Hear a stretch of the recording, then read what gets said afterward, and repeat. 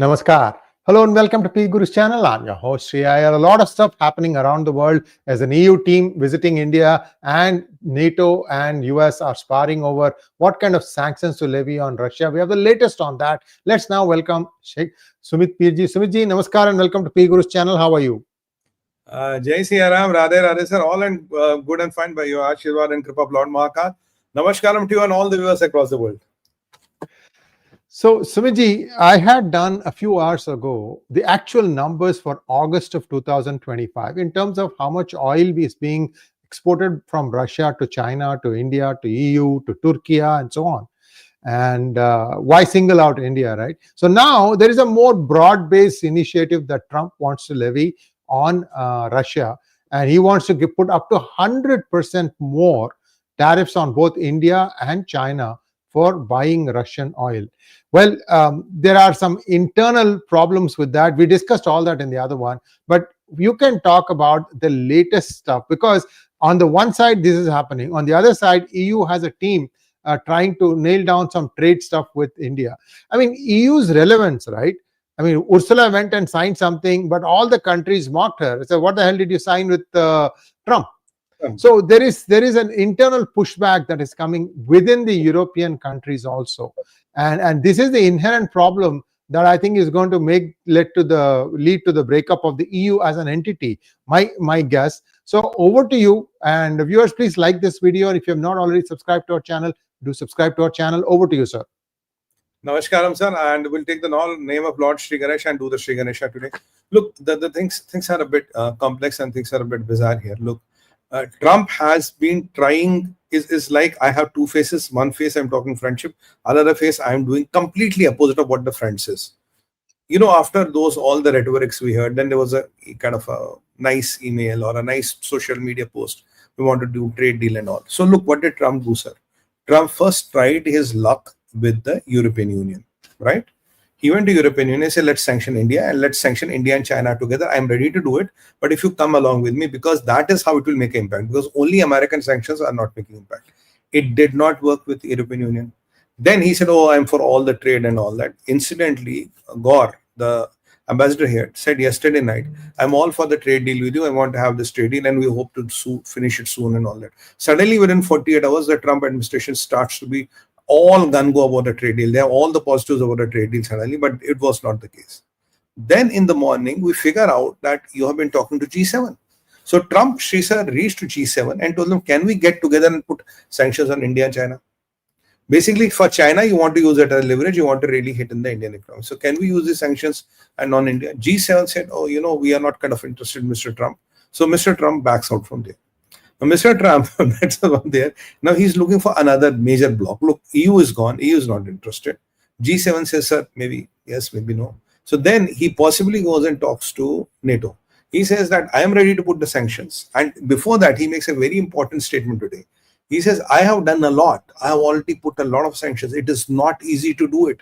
So Trump somewhere down the line acknowledged it's not easy to do it. It can jeopardize the relations. It has jeopardized the relations.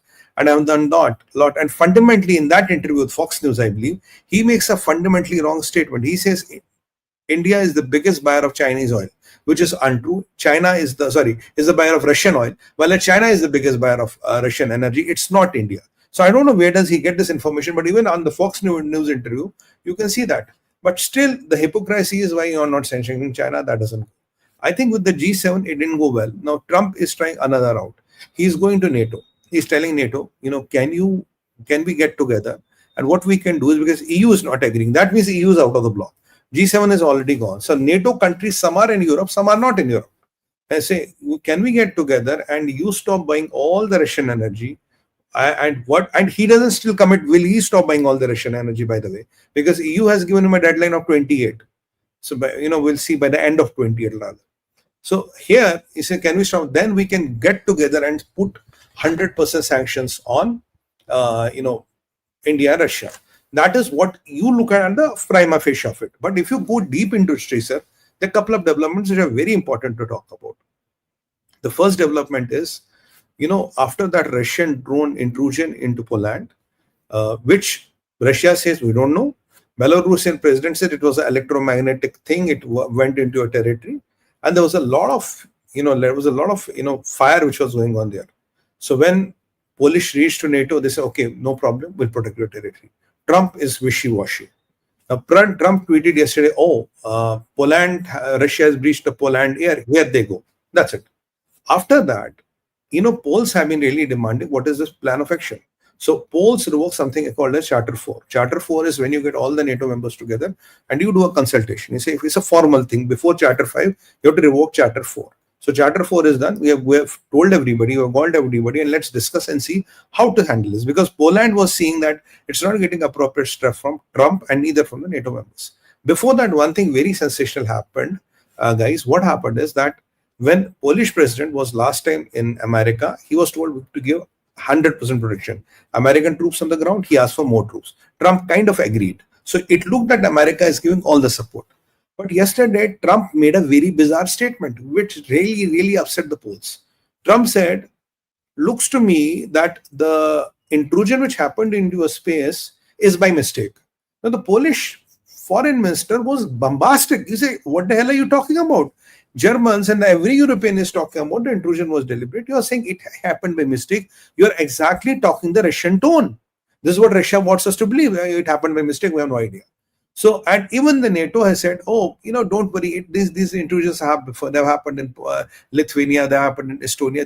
These intrusions have kind of happened before. They have happened in Latvia also. So there's nothing to worry. Poland is not ready to take that. So Poland revoke Charter 4. Charter 4 is everybody get together and discuss. So here you can see there's a wedge between Western Europe and America already shaping because they're really pissed off with the Trump's attitude. Trump is not in a position to fight. Trump does not want to fight. So that is where the matter is. Now, we all know about, I don't know, did I talk on PGurus or not? Then Putin, when this whole thing was happening, they tried to push and cajole Putin. Putin announced 𝗤𝗏 25, wherein he's moving to Belarus. He's deploying 𝗟𝗏𝗡𝗏 there. Because remember that INF treaty, which Putin walked away, now he's deploying 𝗟𝗏𝗡𝗏 there. They'll be trusting 𝗟𝗏𝗡s from there. 𝗟𝗏𝗡𝗏. Hypersonic and with a MIRV, Mach 10 speed, can carry conventional and nuclear weapons. So he's testing it there. Now, what is the game plan of Putin? I will tell you, sir. The game plan of Putin is that he is testing the resolve of NATO, the response time of NATO. How much time does NATO have? And what is the response time of NATO? Now, there is something called Slovakian corridor. Now, what do the Baltic nations fear? And the Baltic nations which are part of NATO is that Putin will block the Slovakian corridor and he will block the Baltic Sea. So Black Sea. So if you block the Black Sea and this corridor, you have literally cut off all these Baltic countries, including NATO members, and there's nothing which can be done. And there is one more similarity, which a lot of Ukrainian analysts have pointed out. They said, look, Putin is exactly doing what he did before invading Ukraine. He kept his people there. He kept his people. He mobilized his troops. He was saying it's exercise. And one day he enters and says, okay, I've entered this. Now, if that is the situation, we know how Putin operates. What is the modus operandi? What are you exactly going to do? The answer is nothing. So that has led to three things. First, Poles firmly revoking the Charter 4 because we don't want to go by talks. They're pissed off with what Trump said. Secondly, they're asking General Root, what are you putting on the ground? Give me something tangible. He's doing operations apart. What is your plan? What are you putting on the ground? So there's a development which happened. Now, in the meanwhile, when this whole thing is going on, I will tell you, sir, there's a formal statement from European Union, formal, saying Trump's peace process has collapsed. So Europeans, we are agreeing Trump's peace process has collapsed. One. There's a formal statement from Zelensky saying Trump's peace process is not working. And there's a formal statement from Russians which claim that it is because of Europe the peace can never happen, though Russia is all for peace. So it's a very difficult quagmire which is happening. Things are escalating. Military buildup is happening. Now, there was a lot of pressure on NATO. What exactly do you want to do? I mean, what is your plan of action here? Putin is here. His troops are here. 𝗤𝗏𝗏 is happening. What is your plan of action? So NATO last night, around, I think after this time, less than 24 hours, they announced Operation Eastern Flank. Then Eastern Flank was later renamed as Operation Eastern Sentry. So what have they done? NATO has said, okay, let's mobilize our arsenal. So NATO has asked Denmark, France, Germany and others to give a part of their arsenal to NATO. NATO players are protecting the sky. So today the arsenal from Germany, today the arsenal from Poland, the arsenal from Romania, France, Germany, and basically UK and other countries of the Europe are kind of being mobilized. The resources are allocated to NATO, and NATO is guarding the skies. NATO is hoping, let us not get caught in a situation what happened in Ukraine. Putin can be saying, I'm doing exercise, he will suddenly go and enter Poland. What is your option? So Poland is saying, what is your guarantee? You told me I'm part of NATO, what is my guarantee? So here we are seeing really there's a big divide, Sree sir, between America and Western Europe, America and NATO. There's a big divide. Now, the problem is after this mobilization, what has happened? You have Putin here doing the exercise, and these countries like Lithuania and Latvia, they're shaking. They have here, you have just Putin on their next door. And here, you have NATO kind of mobilizing the forces. So what has NATO done? NATO has mobilized the forces from within the country. Whatever are there, but they have asked the country to give their resources. So these resources are now under NATO joint command, which has even the reports of moving some surface-to-air advanced missile systems to these countries. So the point here is, since we met 48 hours back, the military build-up in the entire Europe has reached a phenomenal level. One spark here and there can start the war. So the question here is that if there's a wedge between NATO and Trump, if there's a wedge between Poland and Trump, is there's a wedge between NATO's operation and Trump, and it is being believed that they are kind of saying it's Ukraine's war, it's Europe's war, it's not my war. That is what some of the Trump loyalists have started indicating. Now NATO is in a dilemma what to do, because so far Trump has not committed anything substantial which can put the things onto the on a bit of a slide. Rather, he has to commit military, he has to commit resources. Trump has neither committed military, he has neither committed any US resource. So Europe is looking to Trump, sir, what are you going to commit? And Trump is exactly doing what kind of Putin anticipated. He will commit nothing. He yesterday definitely said, I'm running out with my patience with Putin, but on the ground he has moved nothing. What did he do? Rather than committing military, rather than committing resources, rather than being part of this Eastern Sentry and saying, okay, I'm moving my aircraft carrier and all, he has exactly done nothing. What does he do? He said, okay, I'm talking to you, I'm talking to you, NATO, and I will talk to NATO that let's get together and sanction India and China, because still Pete Hegseth's statement is today. This is Ukrainian war machinery and this is Russian economy. If they fall first, they win. Or if they fall first, this win. So the only way to stop war, according to Pete Hegseth's today's statement, is that you have to collapse Russia's economy. And Putin will not his economy to be collapsed. So Putin has put entire Europe on notice. So the military escalations are increasing. Now, in this scenario, what I gave you, I fail to understand. I completely fail to understand what is this talking to NATO. It's a smoke screen. There is nothing called talking to NATO. There's no sense of talking to NATO. NATO is not talking to you on sanctions, sir. NATO wants what can you put on the ground, because Section 4 is already revoked. Now next is Section 5. Still Americans have committed nothing because Americans are stuck with Middle East. Middle East is kind of, 𝗤𝗧𝗏 as long when he is badly bruised, he wants to keep fighting. To get NATO. Of course, NATO has nothing. I mean, NATO to me is an outdated concept, and NATO did this again. Eastern flank or Eastern Sentry, when there was immense pressure from Poland. Poland, if they would have not revoked Charter 4, they would even this would have not happened, because earlier they were all, what we call in Hindi, Sukha Vada. Okay, don't worry, I'm here, don't worry. Hum dekh lenge. That kind of a thing was happening. So when they were pissed off, they were really pissed off with Trump's statement. They said, okay, we'll do this. Now, in this scenario, I don't understand what is the point of talking to NATO. And even if the NATO countries agree, when are you going to put the sanctions? Ursula von der Leyen was talking 2 days back. I have this 17th list of chat sanctions ready. I'm going to put it. But when she started talking that I'll put, Russian money on, Russian assets and generate money, give to Zelensky, I think that got a lot of backlash within the European Union. That idea shelved now. They're not talking that. In the meanwhile, when NATO is really looking for America to support them, America is still stuck with the Middle East, where one big fiasco has happened. I'm going to come to that, but I don't know which one to go first. Okay, I'll explain this, then we'll go to Middle East. Now, in this perspective, I don't understand what Trump is talking. I don't understand what he's talking about. How can NATO get together? And even if NATO gets together, that impact of breaking economy of Russia will take 6 months, 8 months, maybe 1 year. Does Europe under Charter 4 have bloody 1 year? They don't have. And the way Putin acts, see exactly this with Ukraine. He went there, military exercise, one day he enters. So if he tomorrow decides to invade one of the NATO partners or do a blockade or take out this the Slovakian corridor and take and block from the Black Sea, what will the Baltic countries of the NATO do? Because this is why Putin announced this exercise. He wanted to let NATO's resolve and the response time, and on both they are failing. So this conceptually is flawed. This conceptually is crap. Trump wants to be seen as into some kind of a game. He's trying to somebody, while as everybody is pissed off that you can't do anything.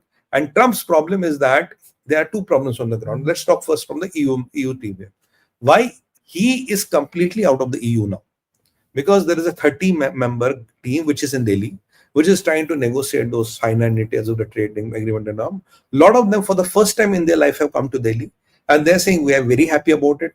According to Prime Minister Modi, according to 𝗔𝗎 𝗠𝗏𝗏𝗏's indication, and according to what we're getting in the media, by this year end, we'll have the European FTA ready. Because Ursula von der Leyen is getting a lot of backlash. Europe is in a bad state. You know the quagmire France is in. You know they're going to IMF bailout. You know things are pretty bad there. So Europe is not in a good, healthy condition. And in that economic condition, Europe cannot afford to fight a war.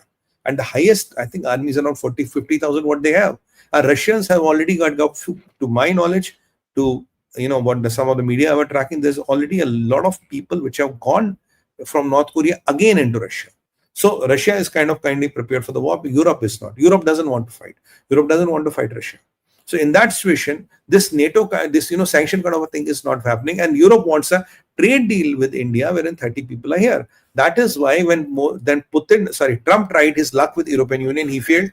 Then Trump went to G7, he failed. And I'm telling you, Trump has gone to NATO, he's bound to fail. He's bound to fail. Look at the situation I've given you on the ground, he's bound to fail. So after that, either he has to go to African Union, or he has to maybe go to, I think, West Indies. I think there are only two unions which are left where he can go and try his luck. Basically, Trump is an unwanted guest in the whole scheme of things. He's not wanted anywhere. I don't know why is he trying to push his weight around. That is point number one. Now, what is Trump's biggest quagmire? Trump's biggest quagmire is what is happening in Middle East. Because Middle East is erupting. It is on a it's on a volcano. So you wanted to make a point, then I'll go to Middle East. Yes. So viewers, one might ask this question: what is EU delegation doing in India?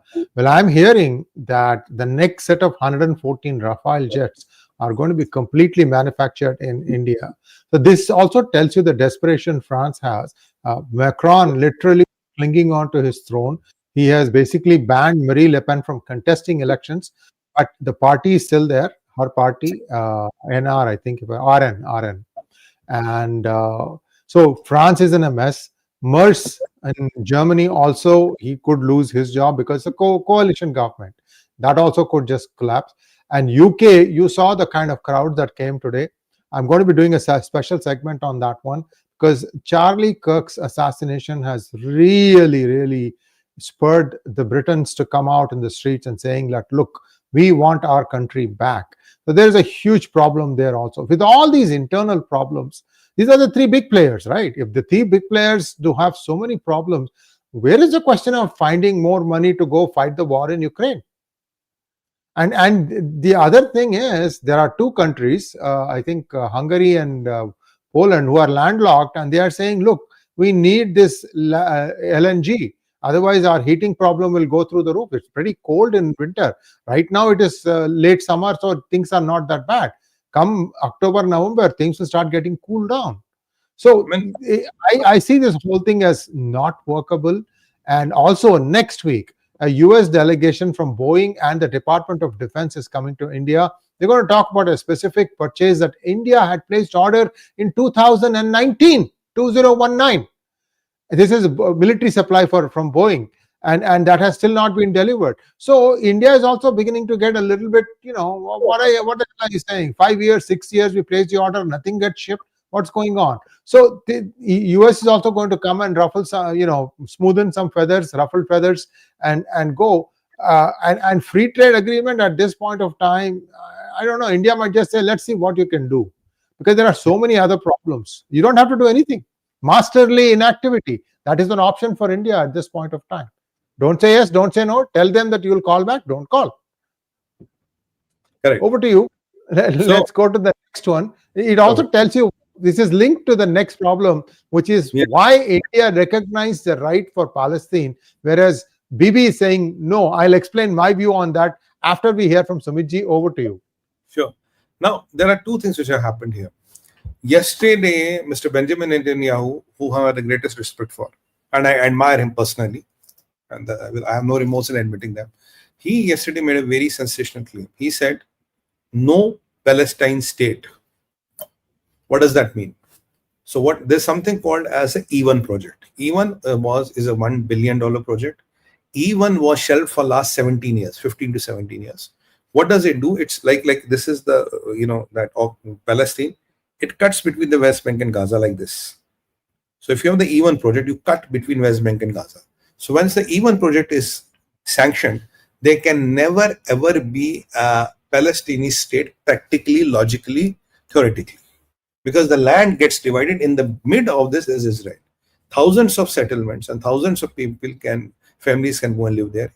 Yesterday, Benjamin Netanyahu and his right-wing colleagues approved and signed for that. So approving and signing for that means there is nothing called as Palestine. So Palestine state is not possible. So if anybody had this thought in the mind, is there will be ever a Palestine state, it's not. Israel is taking the area. And he said yesterday very categorically, the entire land is mine. The entire land is mine. I am not going to give an inch of land. He categorically stated that. He says there is no, he rejected conceptually the Palestine state. He says it's not going to work. So that is his project. 𝗼𝗏 is on. It is up and running. So basically we're talking goodbye to Palestine. Right? If I take you back, the Arab League had given a warning that there's a red line. The red line is Israel has to stop what they are doing. Israel has to go back to 2002 position, which is 25 years back in time, literally, and there has to be a Palestinian state.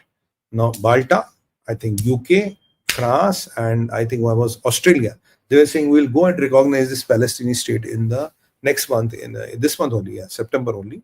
When UNGA will go and will recognize this. So before you go to UNGA, the geography of the land says there's nothing called a Palestine. So the issue is closed, issue is dead. But with this issue, Benjamin Netanyahu has taken the escalation to an altogether different level. So you are clearly telling the Arab world or the Muslim world there'll be no Palestinian state. It is gone. And this is not something what they want to take lined up easily. This you might not do it, but at least you had this facade or canard on, okay, we'll look one day, inshallah, might happen. Now, yesterday you said there's nothing called happening and will not leave an inch of land. This has really upset the power equations in the Middle East. And the Qataris have issued a statement saying that, look, you are trying to change the map of the Middle East now. Benjamin Netanyahu, you are a terrorist and all that. You had once said that you will change the map of the Middle East. So are you trying to change the map of the Middle East? That is the accusation which is coming on it. And Israel says we'll do whatever is in our best national interest. So here the things are really, really heating up. And there's another thing which adds to the disaster. There is a lot of pressure building within Qatar. A lot of Islamic countries are questioning Qatar on one thing. They are questioning Qatar. In 2017, you had a blockade imposed by Saudi Arabia. So after that blockade, you said, we could not handle Saudi. We didn't have machines. We didn't have these advanced aircrafts and all. He said, you have got a lot of these F-16s, maybe even a couple of F-35s. You have got these Rafales. You have got these Mirages. You've got the latest 4.5 generation aircraft. How come when such an attack happened, none of your people could do anything? Qatari Air Force could not respond. You could not do anything. And your sheikh is again saying that we'll explore the legal options. So basically, first you said we didn't have army, we don't have these advanced birds. So, Saudi Arabia could really squeeze us. Now you seem to have got everything on the plate. And Rafale, F-35, F-16, Mirage are fantastic aircrafts. So was there a kind of an alliance between Trump and Qatar and Israel? So is Qatar now working for Israel? So there's a lot of resentment which is again building in the Arab world. And after the Israel's blatant denial that we are not going to give any land, this has really put the things into a top speed. It's like a volcano which can erupt any day. And Iran is trying to take full advantage of the situation. Iran is closely monitoring at all the deployments of US because US doesn't know where to deploy, how to deploy, and what to deploy because they are running thin on everything.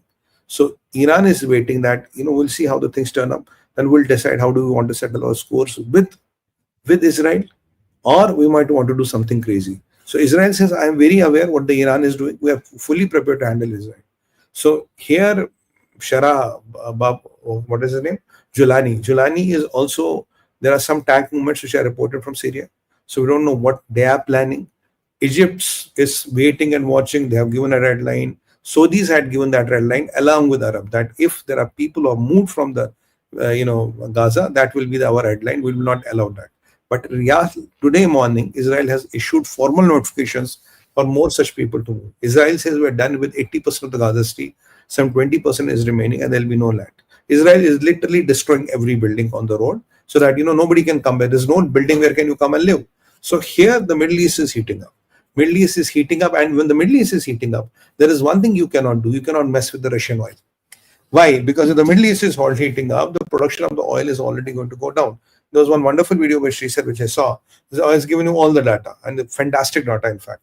What are the positions in the August and all that. So the clear thing is that even if you talk of an embargo, if you talk of 100% tariff, is that practically applicable? No, because if Middle East erupts, your oil supplies are going to go down, and the price is going to go up. And already, if you want to, kind of choco-block Russian oil as well, so overall prices of the oil are going to skyrocket. Can American, European, and the other economies afford that? The answer is no. Nobody can afford that. When India cannot afford that, India will also be impacted. So if you join all the dots together, what are practical options with Trump? The logic says there are no options with Trump. Can you really put 100% tariffs on India and China, even if NATO agrees? No, because that will really jeopardize everything. And my logic is very simple. Look, American sanctions are driven on this logic.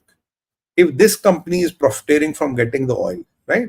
You put sanctions on this company, this company, this company, 3 companies, good. What are you today doing? Because a lot of people are saying, why are you penalizing the whole country? Why are you trying to destroy the economy of the country? If you have problems with 3 players, 10 players, 15 players, put sanctions on them. Okay, we'll still understand. Why are you trying to put sanctions on the economy? Well, as you have not put sanctions on the Russian oil, which is quite logical. So putting sanctions on the economy doesn't make sense. You have not put sanctions, and still there is no thing of putting, there's no thing of putting sanctions on the Chinese, on China. By the way, I think what is this Treasury Secretary Lutnick? Lutnick is meeting the Chinese Treasury Secretary is Bessent or Lutnick, one of them, is meeting a Chinese high-ranking leader, I think the deputy premium somewhere in Europe, in next couple of days. Now the question is, what is the deal America is trying to cut with Chinese, right? And if you are trying to impose tariffs, then what exactly are going to you go and meet him for? So if you add everything together, so 2 and 2 do not add up. Trump cannot fight. Trump cannot put sanctions. Even if NATO agrees, he can do nothing. And in fact, Trump is moved out of the scale of things. He's not a player anymore. Nobody wants him to be in the camp. I don't know what is he trying to do. Tomorrow you're run out with G7, you're run with EU. Today you will be run with NATO. So what are you going tomorrow? Go to West Indies? After that you are going to go to African nations? Or you are going to go to, I don't know, which is the next big formation you're going to go to. So here, things are really getting out of the control, and India and this motion in UNGC, we have to talk about that. This was for the 2-state solution and all that, which India voted in favor. Say, okay, we are for a 2-state solution, which is more of India's kind of a diplomatic strategy to vote like this. India says, okay, 2-state solution, peace, tranquility is the way out. Let's go and do that. Most of the people waited. Some people abstained. I think 10 were with Israel on this. But but Israel has kind of rejected this motion, because Israel before this motion has already activated the Project E1. After Project E1, there's nothing called a Palestinian state. This is where the situation remains. India did, because this is our strategy. This is what we have been doing, because we believe in this. But practically, how much does it work? That's a different question, because even if you look at India and Pakistan, it was a classical 2-state solution. Did it work? No. Your best and the worst enemy in the world is Pakistan today. So, there's a lot of thinking which is going around in the world in that. So India did it basically more of balancing the 2 sides. We may or may not agree with it, but we want to balance the 2 sides. We don't want to be part of the Middle Eastern war. We don't want to be part of the Middle Eastern fiasco. Over to you, sir. Thank you so much. Let's wrap up before we take questions here. Viewers, what India is doing is to keep its options open. By voting alongside the majority of the Islamic nations, India wants to keep its options open in case the Russian oil becomes very difficult to get into India. For example, if you watch my video, some amount of tankers from Russia are actually being routed to China, and they are not coming to India. So India is going to find a little bit of a pinch. I don't know how it's going to ride that thing, but I think that's why India wants to keep its options open to Qatar, to Saudi Arabia, to UAE, to all the oil exporting countries that no, we also believe in this two-state concept, just to keep them, happy. India is very clear. India's volumes are now so high that it can say, on my shore, tell me your price. I don't care how you bring it here. I don't care how much insurance you pay for it. I don't care which vessel comes here. Tell me what is your price. तो नाप तोलकर कुल मिलाकर बताओ कितना है तुम्हारा दाम. And based on that, they make that call. So it's a very aggressive, but it's a very thought out policy though. I don't see it's aggressive. I think it's more like a well thought out policy. Yeah. And US also finds itself in difficult position because US is the farthest. And for it to sell this thing, it needs the crude to be at 60 plus. See, the US doesn't want the EU sanction of 47 to take a barrel of crude to take effect from 1st October. Because they're saying, look, we will be screaming. So look, this is a mess. I can tell you, viewers, some sensibility needs to set in. I hope it will happen. Let's take a few questions now because we need to wrap up in 15 minutes. Let's go to the questions now. Victor Roman wants to know if India has to capture Pak and Aksai Chin, some Tibet and open up the chicken's neck. This is the right time, but Modi hates confrontation. I think if you ask me, this is not the right time at all, because you might have to look at chicken's neck at a early stage. You might have to look, but POK and Aksai Chin, this is not the right time for sure.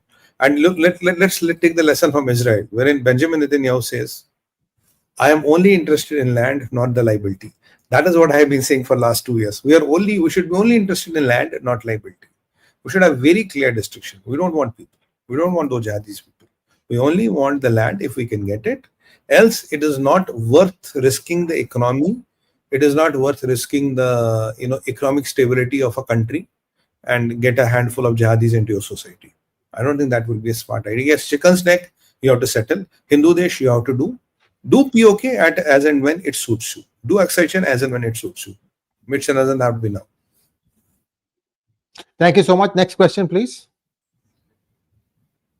Murali Natarajan wants to know, Trump wants India to purchase from US company. He's not talking about Turkey purchase of oil from Russia for $3 billion. I mean, that is the whole hypocrisy, sir. Yesterday, if you watch his interview on Fox News, he said, oh, India is the biggest buyer of Russian oil, which is not the case. China is still the #1 buyer. China buys almost the amount of money which goes from China to Russia is almost double of what we pay. But that is the American hypocrisy. That is what Trump somehow wants the world to believe. And, but honestly, if you go deep into it, Sree sir, what you rightly said, that even though shale gas companies will be shouting, if you bring it down, they will go out of business. They will be all bankrupt. Can Trump really do it? He can't do it. If you look at numbers, there's no way he can do it. I don't know why is he every day he's throwing the new ball in the air. He's just throwing a ball and tossing a coin and see what will happen. Next one, please. Krishna Kishore wants to know, Trump tried EU G7. If NATO also denies sanctions, he would black out from Ukraine to do stop loss. It's possible. It's possible. He has said that one day we might say it's not our war. He has already started his people. I can already see the buzz in the air. Oh, it's Europe's war, it's Ukraine's war. They've already started pushing it to you. And look, brother, the Charter 4 is in place. After Charter 4, it will go to Charter 5. It's formally called in by Poland. There's no way he can pull it back. If it goes to Charter 5, you have to fight a war. What do you want to fight a war? With Russia. Santosh wants to know, any negative effect on Indian IT due to this trumpet? I have an answer for this. Please go ahead first. Santosh, there is another act being piloted through the United States Congress called HIRE, HIRE Act, and it levies a 25% tariff on those companies who will be seeking work from India-based companies. I think it's outside of US. let me not say India-based companies, outside of US. If you are going to get work done, maintenance work done from outside of US, you have to pay an extra tariff of 25%. HIRE. It is going through the rounds. Do watch that. I'll give you an update on that.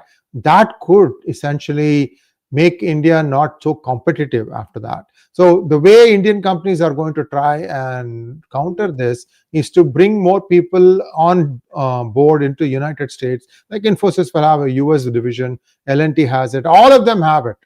And then say, okay, we are going to do all the processing from here itself. But that also doesn't work. I've seen these things. They are imperfect solutions. The way out is India needs to start looking at doing its own products.